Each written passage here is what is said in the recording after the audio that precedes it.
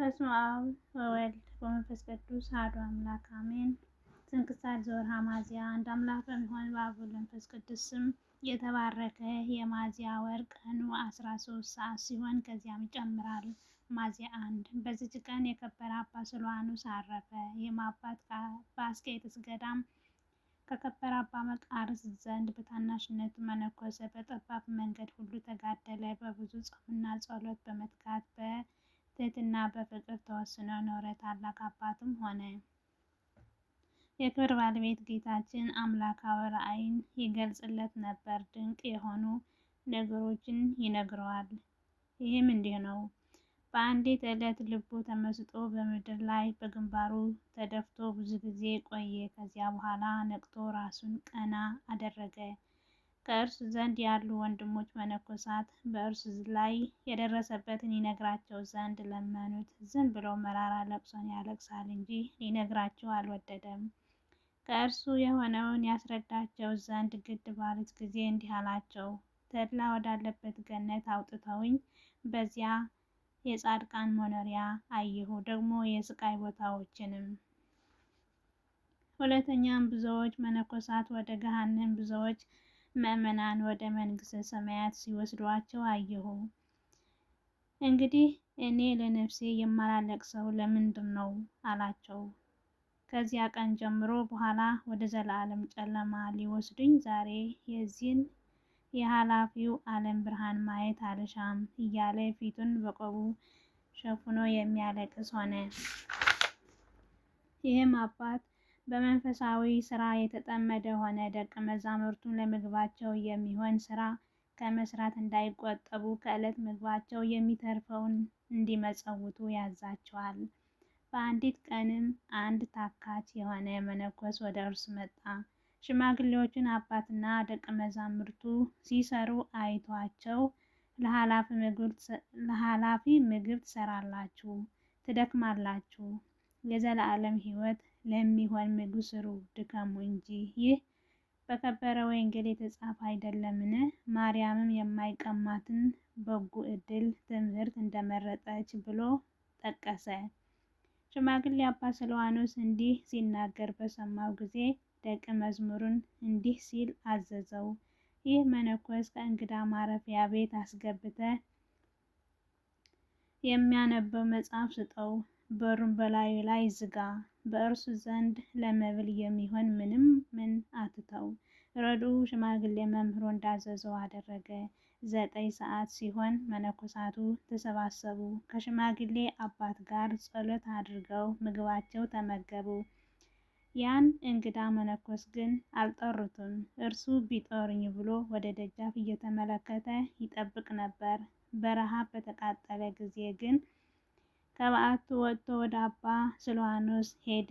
አባት ሆይ መነኮሳት ራታቸው በሉን? አለው።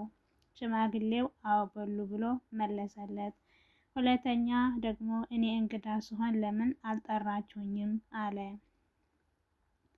የከበረ አባ ስልዋኖስም አንተማ ስጋዊ መብል የማትሻ መንፈሳዊ ሰው ነህ፣ በጎ ዕድልም ስለመረጥ፣ እኛ ግን ስጋውያን ሰዎች ለስጋዊ መብል የምንሰራ የምንደክም ነን። ስለዚህ ለምግባችን የሚሆነውን በእጃችን እንሰራለን ብሎ መለሰለት። ያ መነኮስ በንግግሩ እንደበደለ አወቀ። አባ ስልዋኖስም አባት ሆይ እኔ በድያለሁና ይቅር በለኝ ብሎ ሰገደለት። አባ ስልዋኖስም ማርታ በመስራት እንደደከመች እንድከም እንስራ፣ ከማርያ ይልቅ ማርታ የተዘጋጀች ሆናለችና ብሎ መለሰለት። ያ ታካች የነበረ መነኮስ በዚያ አባት ትምህርት ተመክሮና ተገስጾ ሁል ጊዜ የሚሰራና ከእርሱም የሚተርፈውን ለድሆች የሚመጸውት ሆነ። ይህ አባት ስለ መንፈሳዊ ተጋድሎ ጥቅም ያላቸው ብዙ ድርሳናትና ተግሳጻትን ደረሰ። ዕድሜው በመልካም ሽምግልና በተፈጸመ ጊዜ የሚያርፍበትን ሰዓት እግዚአብሔር ነግሮት በእርሱ አቅራቢያ ያሉ መነኮሳትን ጠርቶ ከእርሳቸው በረከት ተቀበለ። በጸሎታቸው እንዲያስቡት ለመናቸው። እነርሱም በእግዚአብሔር ዘንድ እንዲያሳስባቸው ለመኑት። እርስ በርሳቸው ተሰናብተው በፍቅር በሰላም አረፈ።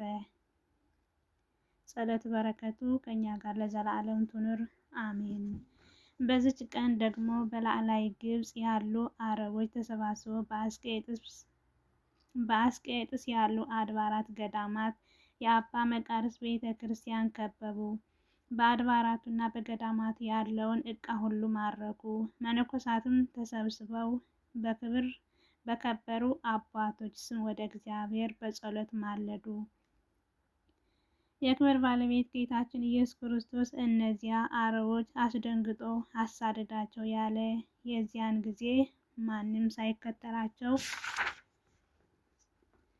የተከተላቸው ሳይኖር ድል ሆነው ሸሹ። ከክብር ባለቤት ከጌታችን ከመድኃኒታችን ከኢየሱስ ክርስቶስ ኃይል በቀር ማንም የተከተላቸው ሳይኖር ነው። ይቅር ብላቸዋልና ጌታችን አመሰገኑት። ለእርሱ ክብር ምስጋና ገንዘቡ ይሁን ለዘላለሙ አሜን። በዚች ቀን በእስክንድሪያ ከተማ በሚገኝ በግብፃውያን መጽሐፍ እንደተጻፈ በላዕላይ ግብጽ ያለ ግብፃዊው እንደተጻፈ ለእንበረም ልጅ ለሙሴ ወንድሙ የሆነ የካህኑ አሮን የዕረፍቱ መታሰቢያ ነው ይላሉ። በኦሪት መጽሐፍ የተጻፈው ግን እስራኤል ከግብጽ ከወጡ በሁለተኛ ወር በ3ኛው ቀን አረፈ ይላሉ። ይኸው ግንቦት 8 ነበር። የእስራኤል ወሮች በጨረቃ እየተቆጠሩ ዓመቱን ስለሚዞሩ በዚች ዓመት ሚያዝያ 1 ቀን ሆኖ ስለተገኘ በእኛ ዘንድ የኦሪት ዘኍልቍ መጽሐፍ በ5ኛ ወር መባቻ ስለሚል መታሰቢያው ነሐሴ 1 እናደርጋለን። ይህ ጻድቅ ሰው የነቢያት አለቃ ለኦሪት ሕግ መምህር ለሆነ ለሙሴ ለነቢይት ማርያም ወንድም ነው። እነርሱም ከሌዊ ነገድ ናቸው። እግዚአብሔር በግብጽ ምድር ብዙ አስደናቂ ተአምራትን በእጆቹ አደረገ። እግዚአብሔር እርሱንና ልጆቹን መርጦ ካህናቶቹ አድርጎ ከእስራኤል ልጆች ከገንዘባቸውና ከመስዋዕታቸው አስራት ሰጣቸው። የቄሮስ ልጆች በጠላትነት በተነሱበት ጊዜ እግዚአብሔር ፈርዶ አጠፋቸው። ምድርን አዘዛት፣ አፏን ከፍታ ዋጠቻቸው።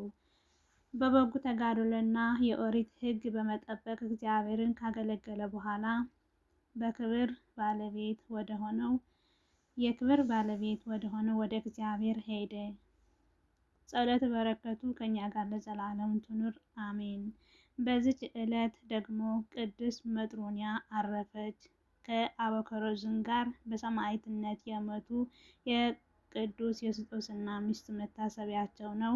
በረከታቸው ከእኛ ጋር ለዘላለም ትኑር አሜን። የቅዱሳን በረከት ረድኤት ከሁላችን ጋር ይሁን። ያጎደልኩት በአምላክ እናት በአፈ ትጋን ሁሉ ይታረምልኝ አሜን። አቡነ ዘበሰማያት ይትቀደስ ስምከ ትምጻእ መንግሥትከ ወይኩን ፈቃድከ በከመ በሰማይ ከማሁ በምድር ሲሳየነ ዘለለዕለትነ ሀበነ ዮም ህድግ ለነ አበሳነ ወጌጋየነ ከመ ንሕነኒ ህድግ ለዘአበሰ ለነ ኢታብአነ እግዚኦ ውስተ መንሱት አላ አድኅነነ ወባልሐነ ኩሎ ኩይስ መዛኪያት መንግሥት ኃይል ወስብሐት ለዓለመ ዓለም። በሰላመ ቅዱስ ገብርኤል መልአክ እግዝእትየ ማርያም ሰላም ለኪ ድንግል በህሊናከ ወድንግል በሥጋከ እመ እግዚአብሔር ጸባኦት ሰላም ለኪ ብሩክት አንቲ እምአንስት ፍሬ ከርሥኪ ተፈሥሒ ፍስሕት ኦም ለተጸጋ እግዚአብሔር ምስሌኪ ሰአሊ ወጸልዪ ምሕረተ ፍቅር ወልድኪ ኢየሱስ ክርስቶስ ከመ ይስረይ ለነ ኃጣውኢነ ተማኅፀንበኪ ተመስገን መድኃኔዓለም አምላኬ